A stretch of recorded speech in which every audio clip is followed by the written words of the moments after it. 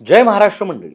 अहिल्यानगर जिल्ह्यातील तब्बल 843 ग्रामपंचायतीच्या निवडणुकांची चर्चा पुन्हा एकदा रंगू लागलेली आहे. कारण प्रभागनिहाय आरक्षण सोडतीची प्रक्रिया सुरू झालेली असली तरी निवडणुका नेमक्या केव्हा होणार याबाबत अजूनही कोणतीही स्पष्टता नाही. गेल्या अनेक महिन्यांपासून शेकडो ग्रामपंचायती प्रशासकांच्या ताब्यात आहेत. अनेक गावांमध्ये निवडून आलेले प्रतिनिधी नसल्याने विकास कामावर परिणाम होत असल्याची भावना व्यक्त केली जात आहे. दुसरीकडे ग्रामपंचायत निवडणुका आधी होणार की जिल्हा परिषदा निवडणुका यावरही राजकीय वर्तुळात जोरदार चर्चा सुरू झालेली आहे. मग नेमकी परिस्थिती काय आहे? 843 ग्रामपंचायतीच्या निवडणुका का रखडलेल्या आहेत? आरक्षण प्रक्रिया पूर्ण झाल्यानंतर पुढे काय होणार आणि या निवडणुकांच्या अहिल्यानगरच्या राजकारणावर काय परिणाम होऊ शकतो? आजच्या व्हिडिओत आपण पाहणार आहोत अहिल्यानगर जिल्ह्यातील ग्रामपंचायत निवडणुकांची संपूर्ण इनसाइड स्टोरी. नमस्कार मंडळी, मी पी के भांडवलकर आणि तुम्ही पाहत आहात सत्ता मंच. बातमी नव्हे तर बातमी मागचं विश्लेषण. मंडळी, चला तर मग आपण सर्व या गोष्टीला मुद्देसूद पाहूया नेमकं काय घडतंय. मुद्दा नंबर 1, तब्बल 843 ग्रामपंचायती निवडणुकीच्या प्रतीक्षेत आहेत. अहिल्यानगर जिल्ह्यात एकूण 1332 ग्रामपंचायती आहेत. त्यापैकी तब्बल 843 ग्रामपंचायतीची मुदत संपलेली आहे किंवा डिसेंबर 2026 पर्यंत संपणार आहे. म्हणजेच जिल्ह्यातील निम्म्याहून अधिक ग्रामपंचायती सध्या निवडणुकांच्या प्रतीक्षेत आहेत. ग्रामपंचायत ही गाव पातळीवरील लोकशाहीची सर्वात महत्त्वाची संस्था मानली जाते. गावातील पाणीपुरवठा, स्वच्छता, रस्ते, विकास कामे, कर वसुली आणि विविध सरकारी योजनांची अंमलबजावणी यासाठी ग्रामपंचायत जबाबदार असते. त्यामुळे इतक्या मोठ्या संख्येने ग्रामपंचायतीमध्ये निवडणुका न होणे ही केवळ प्रशासकीय बाब नसून ग्रामीण भागातील लोकप्रतिनिधित्वाचाही प्रश्न बनलेला आहे. अनेक गावांमध्ये इच्छुक उमेदवारांनी तयारी सुरू केलेली असून निवडणुकांच्या घोषणाची प्रतीक्षा वाढत आहे. मुद्दा क्रमांक 2, प्रशासकांच्या हाती कारभार पण अधिकारांवर बंधने. निवडणुका न झाल्यामुळे संबंधित ग्रामपंचायतीवर प्रशासक नियुक्त करण्यात आलेले आहेत. विशेष म्हणजे बहुतांश ठिकाणी विद्यमान सरपंचांनाच प्रशासक म्हणून जबाबदारी देण्यात आली आहे. मात्र न्यायालयाने त्यांच्या अधिकारांवर स्पष्ट मर्यादा घातलेल्या आहेत. त्यांना केवळ दैनंदिन कामकाज चालवण्याची परवानगी आहे. नवीन विकास कामे मंजूर करणे, मोठे आर्थिक निर्णय घेणे किंवा धोरणात्मक निर्णय घेणे त्यांना शक्य नाही. त्यामुळे अनेक गावातील विकास कामे आणि निधी प्रस्ताव रखडल्याची चर्चा आहे. निवडून आलेले प्रतिनिधी नसल्याने गावकऱ्यांना अनेक प्रश्नांसाठी प्रशासनावर अवलंबून राहावं लागत आहे. मुद्दा क्रमांक 3, आरक्षण सोडतीमुळे गावागावातील राजकीय समीकरणे बदलू लागली आहेत. ग्रामपंचायत निवडणुकीचा सर्वात महत्त्वाचा टप्पा म्हणजे प्रभागनिहाय आरक्षण प्रक्रिया. यापूर्वी ही प्रक्रिया जाहीर झाली होती, मात्र महापालिका आणि नगरपालिकांच्या निवडणूक प्रक्रियेमुळे ती पुढे ढकलण्यात आली. आता 12 जून रोजी पुन्हा आरक्षण सोडत काढण्यात आलेले असून 17 जूनला प्रारूप प्रसिद्ध करण्यात आलेले. आरक्षण ठरल्यानंतर अनेक गावातील राजकीय समीकरणे बदलतात. एखादा प्रभाग महिला, ओबीसी, अनुसूचित जाती किंवा इतर प्रवर्गासाठी राखीव झाल्यास विद्यमान इच्छुकांचे राजकीय गणित बदलते. त्यामुळे अनेक ठिकाणी नवीन चेहरे पुढे येत आहेत, तर काही अनुभवी नेत्यांना मागे हटावे लागू शकते. मुद्दा क्रमांक 4, 25 जूनपर्यंत हरकती आणि सूचना. अनेकांचे लक्ष या प्रक्रियेवर आहे.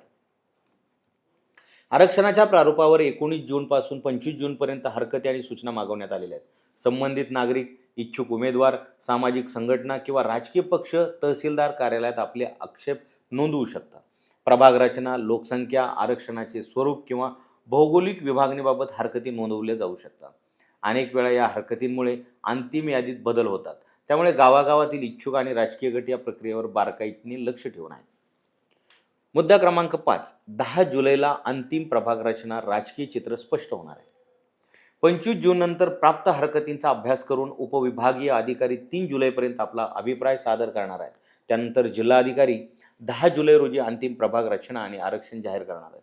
हा दिवस अत्यंत महत्त्वाचा मानला जात आहे, कारण अंतिम आरक्षण जाहीर झाल्यानंतरच इच्छुक उमेदवार, पॅनल, गट आणि राजकीय आघाड्यांचे चित्र स्पष्ट होईल. अनेक गावांमध्ये उमेदवारीसाठी इच्छुकांची संख्या मोठी असल्याने अंतिम आरक्षणानंतर राजकीय हालचालींना आणखीन वेग येण्याची शक्यता आहे. मंडळी, मुद्दा क्रमांक 6 पाहू. निवडणुकांच्या तारखांबाबत अजून अनिश्चितता.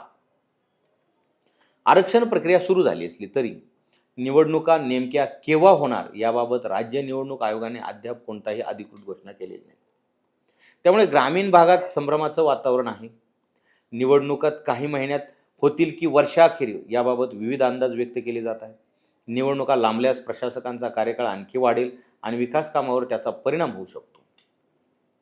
मंडळी, मुद्दा क्रमांक 7, ग्रामपंचायत आधी की जिल्हा परिषद.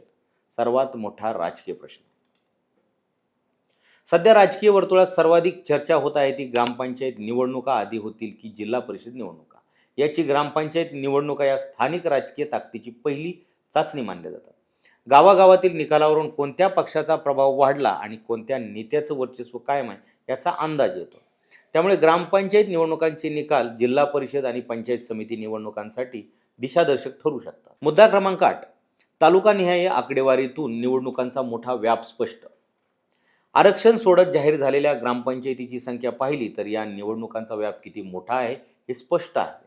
कर्जत तालुक्यात सर्वाधिक म्हणजेच 95 ग्रामपंचायती आहेत. त्यापाठोपाठ संगमनेरमध्ये 94, पारनेरमध्ये 91, नेवासेमध्ये 85, पाथर्डीत 83 आणि नगर तालुक्यात 76 ग्रामपंचायती आहेत. श्रीगोंदामध्ये 69, जामखेडमध्ये 57, शेवगावमध्ये 54, राहुरीमध्ये 47, अकोल्यामध्ये 43, कोपरगावमध्ये 32, श्रीरामपूरमध्ये 29 आणि राहाता तालुक्यात 26 ग्रामपंचायती आहेत. त्यामुळे निवडणूक यंत्रणेसाठी ही मोठी जबाबदारी असणार आहे. मुद्दा क्रमांक 9. ग्रामीण राजकारणाची दिशा ठरवणाऱ्या निवडणुका. ग्रामपंचायत निवडणुका या पक्षचिन्हावर होत नसल्या तरी त्या ग्रामीण राजकारणाचा आरसा मानले जातात. गावातील सामाजिक समीकरणे, स्थानिक नेतृत्व, गटबाजी, पक्षांची संघटनात्मक ताकद आणि प्रमुख नेत्यांचा प्रभाव या निवडणुकांमध्ये स्पष्ट होतो. अनेक मोठे नेते आपल्या राजकीय कारकिर्दीची सुरुवात ग्रामपंचायतीतूनच करतात. त्यामुळे या निवडणुकांकडे केवळ गाव पातळीवरील निवडणूक म्हणून न पाहता आगामी जिल्हा परिषद, विधानसभा आणि लोकसभा निवडणुकांच्या पार्श्वभूमीवरही महत्त्व दिलं जातं. या संपूर्ण घडामोडीकडे पाहिलं तर 3 गोष्टी स्पष्ट दिसतात. गोष्ट पहिली, अहिल्यानगर जिल्ह्यातील तब्बल 843 ग्रामपंचायतीच्या निवडणुकांची प्रक्रिया सुरू झालेली आहे. गोष्ट दुसरी, 10 जुलैपर्यंत अंतिम प्रभाग रचना जाहीर होणार असली तरी निवडणुकांच्या तारखांबाबत अजूनही संभ्रम कायम आहे.